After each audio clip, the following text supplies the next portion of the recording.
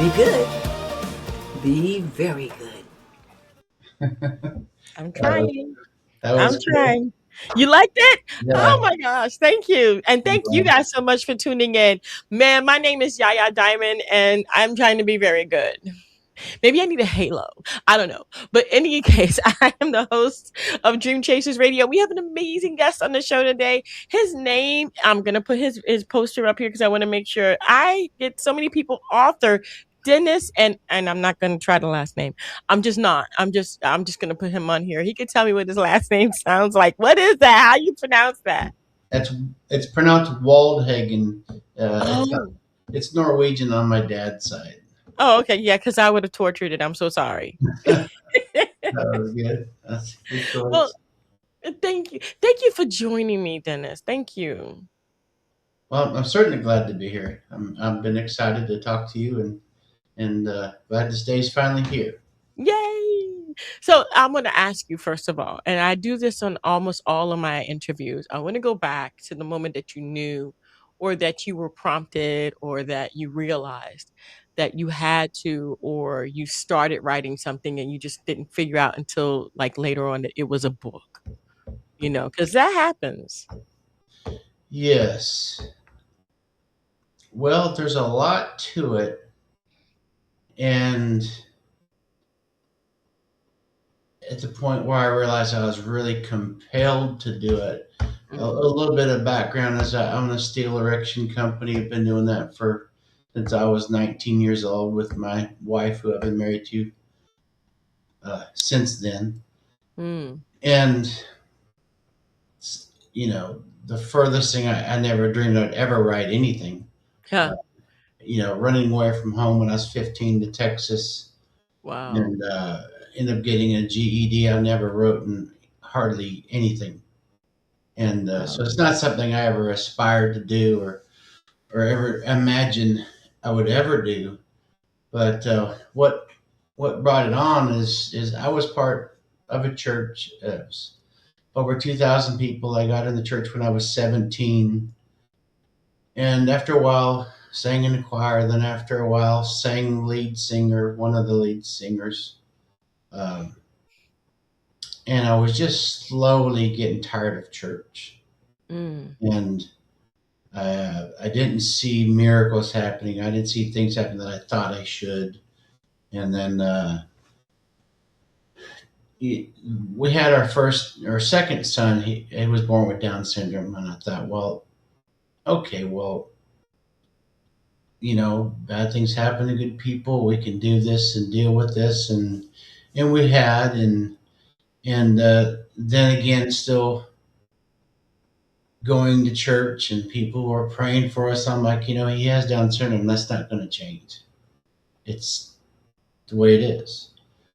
And that was hard enough, and still singing on the platform. And then my son, who loved to ride motocross, he was 15 years old, and then he was practicing on a jump for the race the next day.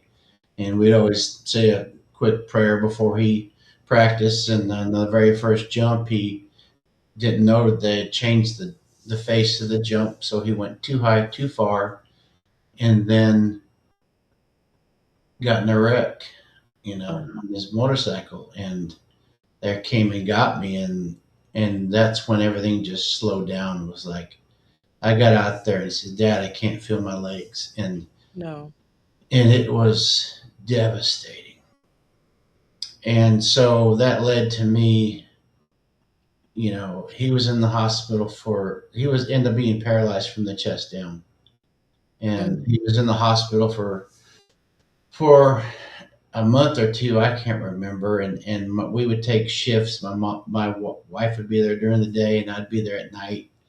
And his motocross friends came there every night faithfully, and they were there all the way till they had to leave at 9 o'clock at night. So I had already kind of been drifting, and I started drinking just a little bit, playing golf with my buddies, and finding some new friends. And then while I was waiting for his friends to leave all the time, I found the bar to go to. And so I really started drinking heavily then. Mm. And that led to me finding a bar family and a lot of good people, business people, and every afternoon from 2 to 5 o'clock or more, that's what I did. And still went to church. But, not long after that, I was, I just kind of backed away from my ministry. Mm. My pastor's wife would keep asking me to sing, and I didn't want to do it. I didn't want to be up there and just be a hypocrite. I didn't have any praises to give. I didn't have any joy. I didn't have anything, you know. Oh.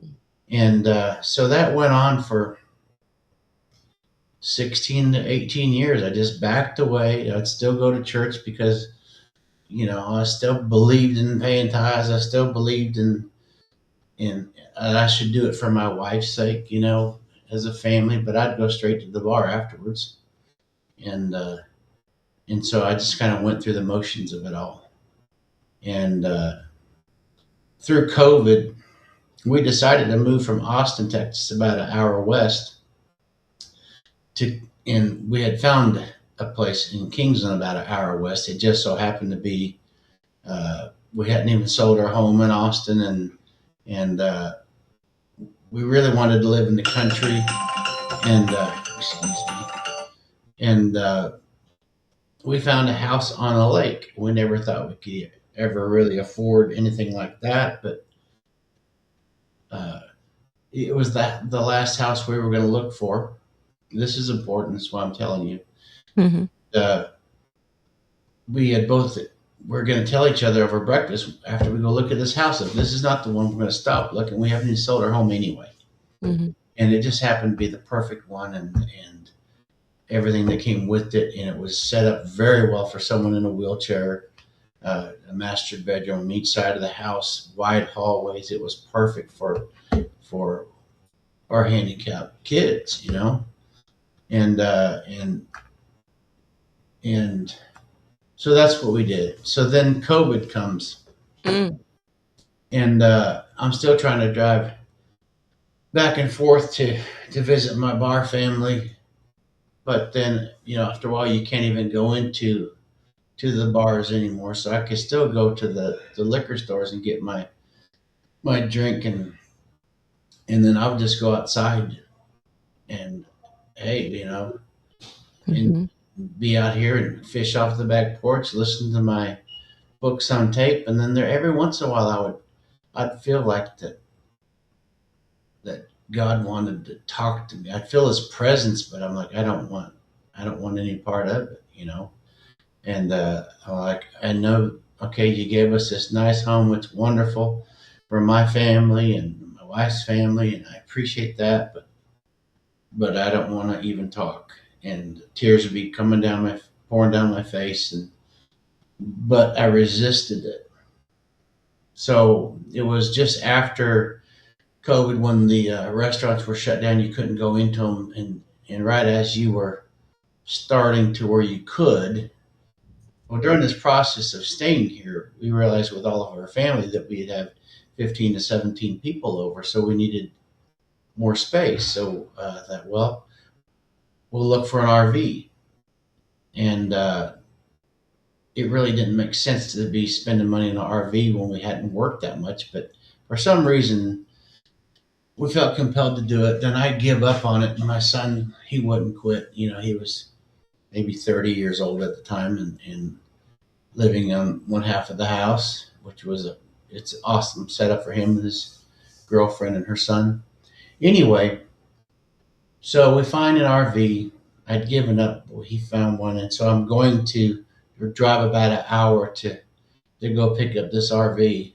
Well, I forgot to tell you about 2 months before that I had a DUI because I was driving all the way an hour to Austin to see my friends still and drive an hour back, which was really, really stupid. I mean, it's horrible. It was absolutely horrible. But Mm-hmm. DUI didn't slow me down at all. Hmm. I just I thought I could just use cruise control, just be careful. So anyway, I'm going to get this RV, and I stopped to get some lunch. I'm almost there at a Schlotsky's sandwich place. And I go in, and like I said, one of the first times you could go in after COVID, and there was two people in there. I think one of them was an employee, and I ordered my food, and they said, "Well, we need to give you a number," and I kind of laughed at it, and like, "Why do I need a number? Yeah. I think I'm the only customer here." And so they gave me a number, and it was a 3-digit number. And why does that matter? I thought I shut all these alarms up, but I think, oh, they're reminding me of this interview. Sorry. So I don't get busy doing something else. So I look at that number, and it's 111. Mm. Okay, now why does that matter? That's my address. Wow. And then I heard a whisper, and it said, "You're right where you're supposed to be." And I looked around, and there's nobody near me. And I looked at that number again, and I heard it again. "You're right where you're supposed to be." Mm. And I'm like, what is that about? And I was making light of it. I get the RV, I'm driving home, and I'm really nervous. I'm driving a really big truck and a big RV. And I'm like, well, I'm not worried about it. I'm right where I'm supposed to be. And I told my wife about it, kind of laughed it off, and I didn't know what that meant. And then this walk began. And it was literally like I was in my own little world. The book's called Walking Through the Clouds, but it would be all these events would unfold in very quickly after that experience. I made a couple of notes because it's hard for me to get it in order. There was so many things that happened, and it was 1 week later or 6 days later. We had hardly worked the first 6 months of that year. I think it's 2021 because of COVID and doing construction, everything shut down. And I got a call from a contractor. I'll try to make this quick. He says, the job you quoted to me a year and a half before, are you still interested? I'm like, well, of course I am. In the business I'm in, by the time you hear about a project, it's 6 to 9 months before you get to start it because Yeah. they have to do the underground stuff. They have to order the steel. They have to pour the concrete, all of that. And I give them a budget number, which is always a high number because the owner's trying to get financing. And you don't want to give them a low number. Yeah. My numbers were, at least 25% higher than what they should have been. And generally, you relook at the project when you see what they really quoted. So, anyways, are you still interested? Yes, I am. And then he said, well, we had another erector lined up, steel erector, and we lost confidence in him. And if you want to do this project, you can start in 2 weeks. And at the numbers that I gave them, and there was less work involved. Oh. There were 6 different buildings, and so I would be making. I looked at the numbers. I'll make as much profit as I had in any year on this one project. I like that. And so all of a sudden, it was like it was a dream that never happened. It hadn't happened in 40 years of work. All of a sudden, I realized we have this income coming. One of my dreams is well, I think it was a couple of weeks after that. We're trying to figure out what church can we go to out here in the hill country of Texas, and it's going to be a smaller church than the 2,000 people we were a part of. And I'm negative about it. I'm like, I wonder what kind of this pastor I had was amazing, and we're going to probably find some old guy that is out of touch with people, or some young guy that I know probably more than he does. So I was real skeptical. Mm-hmm. We were looking, actually right before COVID began, we were looking for some church that I could tolerate, really. Yeah. In my mind. And my wife had her idea and I had mine, and they were about an hour apart. And So after that job was offered, a week later, we're going to make a decision on the church.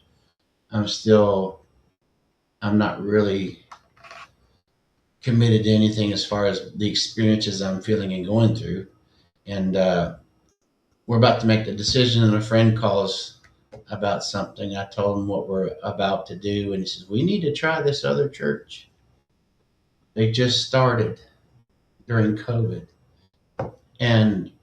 And so we did, and I felt the presence of God in that place like I hadn't in a while. And I know it was just not because he was only in that church, but it was set up for us to be a part of that church body.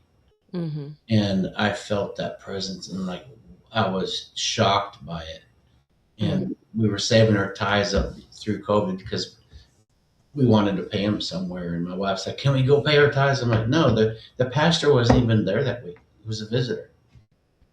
And Wow. so we went back the next week. The same thing happened. Like, wow, I felt something I hadn't felt since when I first got in the church. It was very powerful.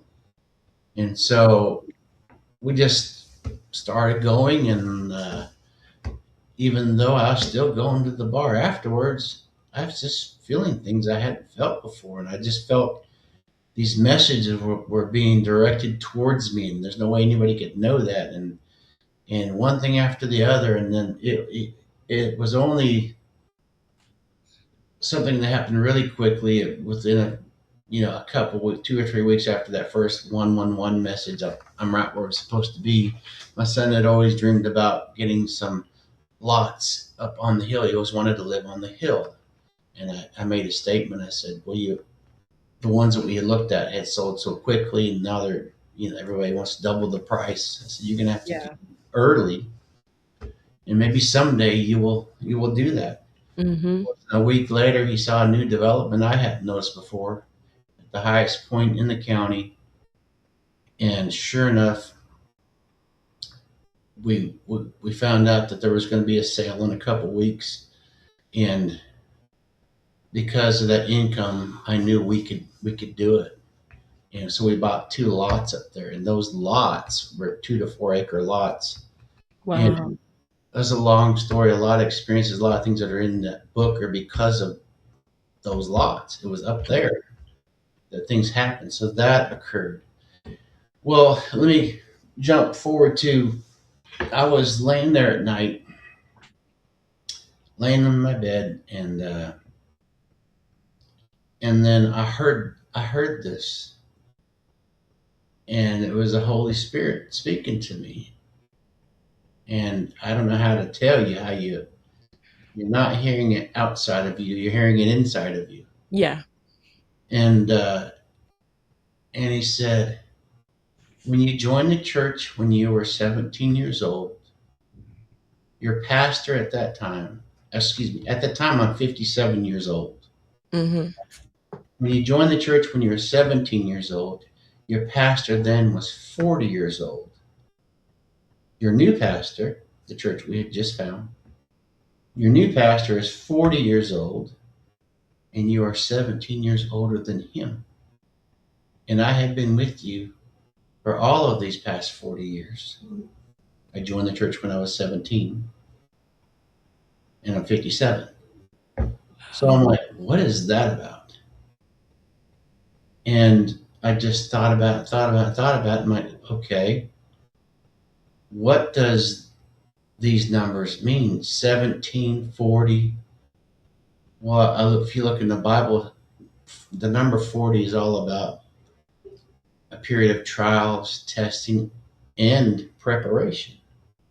Whether it was Moses, the children of Israel in the wilderness, 40 days of fasting. It's all over the Bible. Mm-hmm. Mm-hmm. I'm like, well, that sure applies. Testing, for me, preparation. Okay, well, what about this number 17?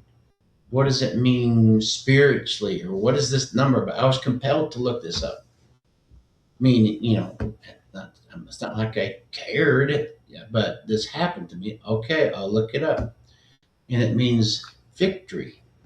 Mm. Means complete victory. And Jesus is complete victory. So it represents Jesus. So Mm. what are you trying to tell me? I'm going to have complete victory. My trials and testing are over. And that's exactly.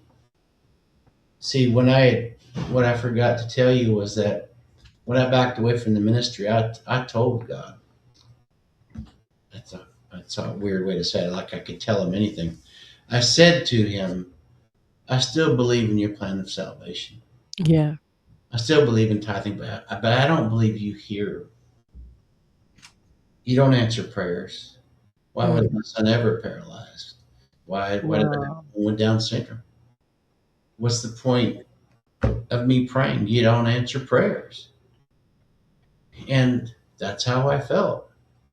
And so he proceeded to prove me wrong or open Mhm. my eyes to the depth that he had my life or our lives, putting you, me, planned Mhm. to lead and guide your footsteps. Mm. And so, okay, well, that's pretty deep. And then I realized, wait a minute, I'm born on the 17th. Tuh. Like, I'm married on the 17th, August 17th. I was born on April 17th. And this kind of stuff kept happening. And what I didn't realize he was preparing me for is that he was going to show me, he was with me every day, guiding my footsteps, and that he already had all these things planned in my life from way before, and that he would give me confirmations. He can give you a confirmation. Confirmation is how are you feeling? If you're feeling good about something or God's guiding you something, He'll give you some kind of a sign, some kind of a confirmation, or some like call it a God wink. Or even if you're feeling leery about something, your Holy Spirit's trying to tell you not to do this. What He was doing was going to teach me. And so all this starts happening, and I realize, there was one time when I realized I need to have a prayer closet because of a message. I won't go into depth and detail on that, but that RV, I'm like, that's what better place to go and have my prayer closet. Yeah. And so I'd start off my day that way. It was always happening in my truck. It was incredible. I wanted to go and drive anywhere because His presence Wow. was there in my truck. But one time there was a message, where's my altar? And that's when I realized I needed my prayer closet. Well, it didn't occur to me that was what started it. You know what year that RV is that we bought used? No. What? 2017. Ah. And I'm like, that's unbelievable. That is. I mean. Yeah. Yeah. Well, Oh wow. these things kept happening, and I'm a math guy. I'm a poker player. I know odds. I know all of that kind of stuff. And I kept saying, that's unbelievable. I can't believe it. What are the odds in that? And as this stuff's happening, I'm being compelled knowing you need to take notes. In answer to your question, when did I know? I knew I'm supposed to take notes because I'm going to forget the details. So I started writing down notes every time these things happen. Hmm. And then it was a while after that, you're supposed to write a book. I'm like, meanwhile, all this time, my wife is just sitting back and letting this happen. She's not asking any questions. She knows something's going on, but she's just letting it happen. To her credit, she was amazing like that. Uh, Wow. so I'm still not convinced. I don't want to surrender what I know that he wants, and it's that bar family, that life, alcohol, which is could easily destroy me and my family and their business, everything. But I'm like, I don't want to surrender that. But finally, after enough of this stuff happened, I'm like, Forget it. we were on our trip to Alabama. My brother was with me to go see my sister, and My pastor's wife had passed away. She hadn't been doing good. And then all these memories came back, all the Easter productions and Christmas productions, all the singing, all the songs she asked me to sing, all of that stuff. Mm-hmm. And I was walking back through all of that. And then I finally just surrendered. There were so many supernatural things happening that I didn't want to miss any of it. I'm like, okay, I Yeah. don't want to miss anything. I don't care about that past bar life and those friends. This God of creation, He's speaking to me. He's communicating with me. Mm-hmm. I can believe it. I was right. What do you mean I'm right where I'm supposed to be? I couldn't have been any further from it. Wow. So what I didn't tell you what's in this book is that my father was manic depressive alcoholic, and I don't remember him ever saying he loved me. And through all the brutal stuff he put my mom through, and all the bloody noses and backhands I got, and threatened to kill me, and that's a long story. You can read that; it's in there. I never felt the father's love. Wow. I don't remember it. I remember wishing for him to die many times when our house caught on fire and burnt down, and we are trying to put it out. He was trying to be. I was okay if he didn't make it out. When he fell off the roof one time, we were visiting somebody as a young because we were terrified of him. Yeah. The police, sheriffs would come there, arrest him, take him away. He'd go to mental hospitals, and he'd still get back out. And it's such a long story there, but I didn't. I was so scared one night. I was laying next to my bed. He would come home drunk, threatened he'd slap my mom around. I could hear him downstairs. He'd always threaten to kill me because I was his firstborn son out of 5 kids. The first 2 are from a different marriage. And so I laid there with a butcher knife in my hand. Like, if he's going to kill me, I'm going to stab him at least once. And I slept Wow. beside my bed so I could get him. Of course, he would have carved me up. He was a trained fighter. And I woke up the next morning relieved I was still alive.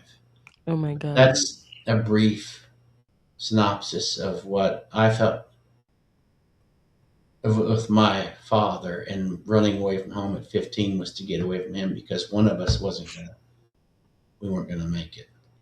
My goodness. So this heavenly Father, you start showing me loving his tender mercies and loving kindness. Mm-hmm. I've never experienced that before. I would watch Mayberry, RFD, or Leave It to Beaver, those shows on television when the father Yeah. was sweet to his son, and I'd sit there and tears would pour down my face as an adult man. I'd hide them Mm-hmm. and watch those shows, and it was just overwhelming to me. Yeah. And then now all of a sudden I'm being held by a hand, walking through these scenarios with the Heavenly Father in the most powerful way. And I'm like, I don't want this to ever end. Wow. And so, okay, so the confirmations began, and I'm just trying to I'm like, nobody will ever believe me. There's no way anybody would believe this. But I can't deny what's happening. And an experience happened when I was driving over their bridge here. I asked him if we could have a conversation that the enemy couldn't hear. And I was driving over this bridge here in Marble Falls, and it was like the ultimate yes in answer in response to what I asked. His presence filled my truck. I'm driving my truck, and as I'm driving over that bridge, I start speaking in this language that I know what's going on. His spirit's praying through me, speaking to the Father. I know what's going on. It's like perfect Hebrew. I don't even know what that's supposed to sound like, but it was unbelievable. It's something that if I ever turn my back on him, I can't deny what happened that day. I don't care. I cannot deny what happened going over that bridge. And I had to pull my truck over the side of the road when I got across, thinking that to gather myself, and it lasted for another 30 minutes and then a few more times. All these things that happened were preparing me for other things that were about to happen. And so it's finally time for my wife to really get to understand or maybe comprehend what I'm experiencing, and seeing these numbers. Well, not everybody's going to see numbers. That's not what I'm saying. It for you or anybody else, it's going to be whatever means something to you. And her car goes out, a Ford car. It's going to cost $15,000 to fix a $35,000 car, and I'm like, I'm not doing it. It's ridiculous. And it was a Ford. Short version is we go to through COVID. There's nothing to choose. There's Yeah. a couple of cars. When I'm last minute, I said, "But let's go to the Chevy dealership." And so we do, and there's this mid-range car. It's beautiful, ruby red and black, and and it would be perfect. I don't care what the thing costs. I just want to be done with this. I can get that car right now, and it has a sold sign on it. And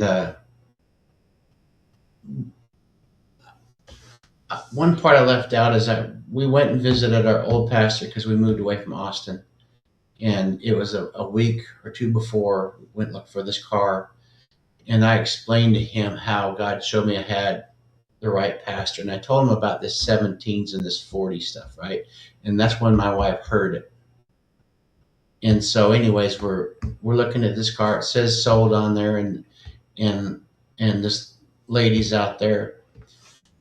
So we're about to leave because that's the only vehicle like that on the whole parking lot. And somebody comes running outside and says, "Wait, wait, wait! Whoever was supposed to buy that car last night backed out of the deal." And I knew something was up. I felt it. What I'd been feeling, I felt it inside of me.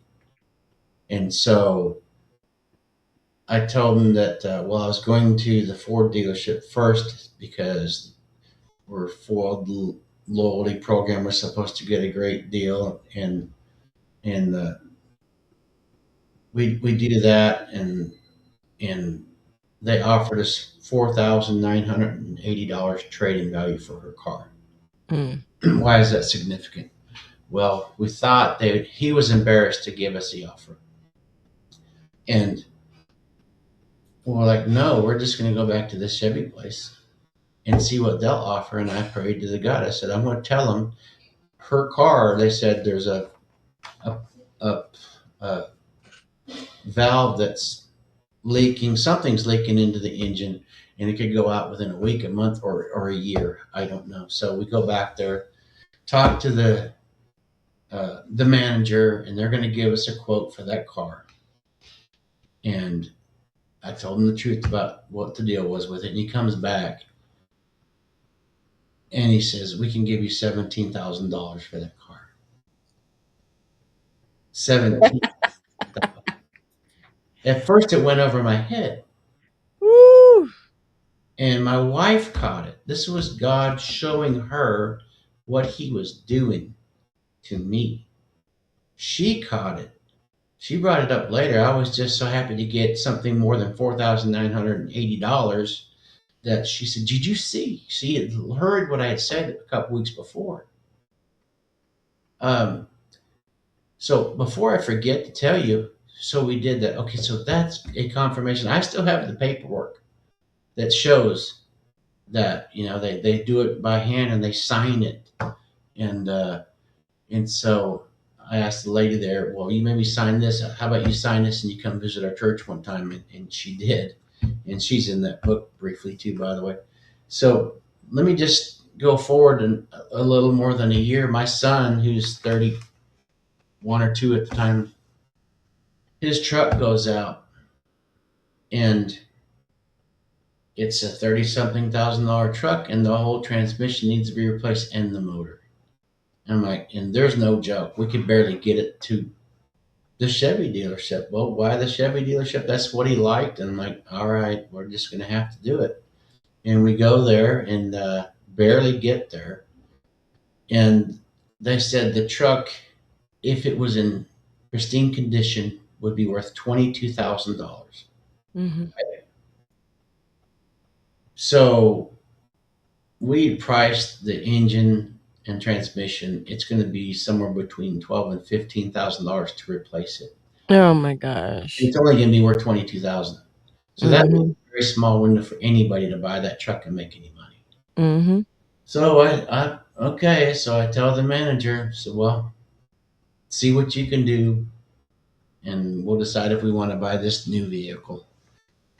And my son's sitting there in his wheelchair, and we're in the very same office. And he comes back, and he says, "We can give you seven." I can barely say it. 17,000. Yeah, Come on. and it just brings it up. This is 4 or 5 years ago, and it still brings it up. It overwhelms me.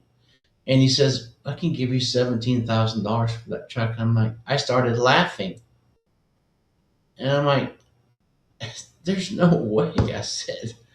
And I had been briefly telling my son some of this stuff, and I said, "Do you offer everybody that walks in here $17,000 for their vehicle?" And he was offended by the statement. He says, "Of course we don't. We get 4 or 5 bids from other people to see what they'll offer for your vehicle, and then we'll give you their best offer." Mm. And my son heard it. Then he realized it. This is what Dad's been talking about. Yeah. And that whole deal goes through. And we get home. He says, "Dad, I have the paper that shows the $17,000 that they wrote down. It's in the official paperwork, of course, but I'm talking about the handwritten one from the manager. I Mhm. have both of them." So that's how he showed my wife and my son what Dad's talking about. Wow. And this kind of stuff just happens so many times, time after time. And I'm trying to pick a few of them. Uh, Wow. I'll tell you about one. About I was leery about a project. I was being offered 2 churches. One was half completed, the steel erection of it. The other one hadn't been started yet. And it was by a contractor that we had some bad experiences 10 years before. And I kind of thought maybe it was my foreman was the problem there. Anyway, they're like, if we could finish this one that we're struggling with, we'll give you the other one. But I had this bad feeling that I shouldn't do it. I didn't trust these people. And so I'm outside off the property looking at this project I had just walked to see what it's going to take me to finish it. And I had another steel erector call me. And he says, "Well, what are you doing?" And I told him what I was doing. And he says, "Oh, that contractor?" He said, "I did a lot of work for them, and they asked me to do all this extra stuff." And he goes on and on and on, and just talking my ear off. And okay, and he didn't get paid for any of those extras. And I'm thinking, okay. And then here he goes. He says, "It was only $17,000." And I don't remember what he said after that. I'm Of like, course not. God, how do you Wow. how did you do Wow. that? It was a confirmation that what I was feeling, he's teaching me. You need to listen to your spirit, the Holy Spirit inside of you telling you, do not do work for these people. I'm like, that's impossible. Wow. Nobody would believe that. But it Wow. happened. I can't Wow. deny it. Uh, One other, I'll Wow. try to make this one quick. It's like I was looking for land. I didn't want those lots. That wasn't me. I want land to develop. I wanted to get residual income for my family if when I was no longer, in case I'm no longer here. And I'm thinking RV park or tiny home park. And I looked every direction from where we moved to Kingsland and called every land sign I could find. And there were either way too expensive or they had restrictions on them. And my wife and I were going to breakfast, and here's 2 more signs at some little grill in Lake Buchanan. It's near the dam, so they call it the Dam Grill. So that's fun. Uh, I call on this land, and it's too expensive, and meet some realtor guy, and I'm like, I'm just done with this. Everywhere I drive is no, no, no, no. And my wife encourages me, even though it would just seem like I don't know why she would. Just if that's your dream, just keep pursuing it. But on my mind, I'm done. And it was later that day or the next morning, I don't remember which, this realtor texts me or emails me. I said, some property just came up. He said, it's very interesting. I'm like, okay. I think, yeah, that was a Saturday morning. And he said, it has some tiny homes on it. And the owner wants to move, sell them, and retire to Mexico somewhere. And he says, it's 17 acres. I'm like, what? So I told my wife, I'm just going to go myself and look at this property. And I'm driving there and I'm like, God, I said, I've been looking, but I realize I don't have the finances for this anyway. I just don't. The down payment would be 6 digits easily, and 120 or 150,000, whatever it is, 125,000. I'm like, I don't even know why I'm doing this. And I'm about to meet my realtor, who has to unlock the gate to go meet the owner and her realtors. And I said, I need a sign from you. I need a confirmation that this is from you, because I just feel like I'm wasting everybody's time. And so I get the realtor, we go into Sarah's house, the owner. She's in a tiny home, and we're in there not 5 minutes. She tells me there's 8 places she's got ready for tiny homes, 4 of which she has a septic tank and what she's living off of. The other 4 don't. Not there 5 minutes. And I said, well, I don't know anything about septic systems, the cost of them. And I said, how much does a septic system cost? And I guess you can guess what her answer was. $17,000. $17,000. And I just laughed inside. Oh my gosh. Wow. Again, I can't believe it. I can't believe it. Well, I can't say that anymore. I have to believe it. So we go outside and we're talking to the realtors, and it was a realty company. I've seen signs all over town, and said, yeah, our dad started it 40 years ago. I'm like, 40? You got to be kidding me. But see, I didn't catch that. That 40 is a period of trials, testing, or preparation. Mm-hmm. What did that mean? Well, we get excited about this, and we go to make an offer on it. It takes a week to get information from the bank, a letter, all that process. And we turn it in on a Friday, our offer.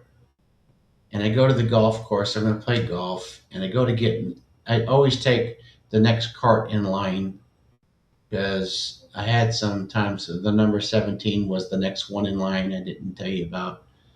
But I go to get in, and out of all these 60 golf carts out there, however many, the next one in line is number 17, and right behind it is number 40. Just like what just happened at the land. Wow. 17,000. His dad had the thing for realtor company for 40 years. He was trying to tell me something. There's going to be a test. I had asked him about tests. If you're going to test me, be like the teachers growing up sometimes. If you're going to get a test, they would give you the answers, you know. So I'd be prepared. And so sure enough, we turn in the offer. And that Monday, part of the deal with this offer is they had to drill a well for water. The land isn't worth near that much money if there's no water. She didn't have water. She was having it trucked in because of COVID. She was on a year waiting list to drill for a well. Mm-hmm. And so another offer comes in. They offered more money, and it was cash. And they don't care if there's a well or not. She doesn't spend the $30,000 or $40,000 to drill a well, and blew our offer out of the water. Wow. And my wife, I got everybody so excited to have land, to have these dreams, and it was devastating. But my wife and I both thought, this isn't over. Yeah. How could it not be over? Cash is king and more of it. And the lady Hmm. doesn't have to drill a well. And Wow. so, and so Wow. it was, I think it was that following Friday. I'm like, I'm going to go buy me some nice golf clubs. Mine are 20 years old. I don't like to spend a lot of money on myself. These were going to be a couple $1,000s for custom golf clubs, and I'm just going to do it. And I'm almost there, and there's this street sign 1 block from where I'm going, and it jumps out me like almost like a balloon on a cartoon, something that pops up, or I don't know. It just jumps out at me, and it says Waymaker. And I had been listening to the song Waymaker. Michael W. Smith wrote through COVID, became very popular. I don't know if you've heard it or not. It's a very powerful song, and it jumps out at me, and I'm like, wow, that was amazing. I don't know how that happened, and I go and get these golf clubs fitted. This is the sweetness of our God, because I know He wanted me to have those golf clubs. Sounds Yeah. ridiculous, right? Because as soon as I got out of the fitting, and I felt sick about handing over that much money. I got a text from our realtor. He says, "Are you still?" The owner wants to know if you're still interested in that property. The deal fell through, Wow. and I'm like, it was so amazing. Wow. I Well, mean, wow. Well, we're gonna have to cut it short. We're almost at an hour, and I mean, I'm sure that you can continue to go and go and go. This is amazing. This is amazing. Walking through the clouds, supernatural communication with God through numbers. 1640. Uh, oh my gosh. Was it 1740? And all the different numbers and instances and signs and wonders, and now you're at like, how many times have you seen this? I mean, I can't even count right now. I don't even know.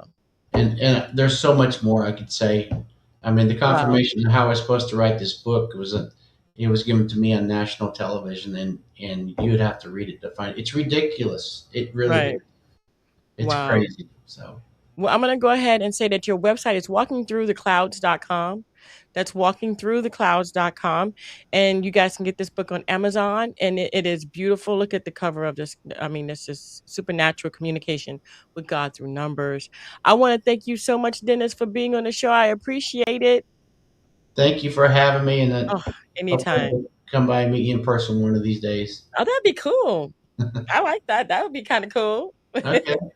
Well, thank you so much. And thank you guys so much for tuning in. We're going to have the link in the description so that you guys will be able to find this book easy, and also the website link. So it'll be easy for you guys to find that. And I want to thank you again, Dennis, for being here. And thank you guys again so much for being here. And don't forget to dare to be different. Until next time, Dennis, let me know when you see 17 again, okay? Because, I need a little bit of rubbing off, okay? Right All here. Just right. rub off, rub off. Just pay attention. He wants to be a part of your everyday. That's the whole point of all of it, really. Definitely, Just definitely. keep All your right. eyes open. Thank you for having me. Anytime. Thank you. Bye.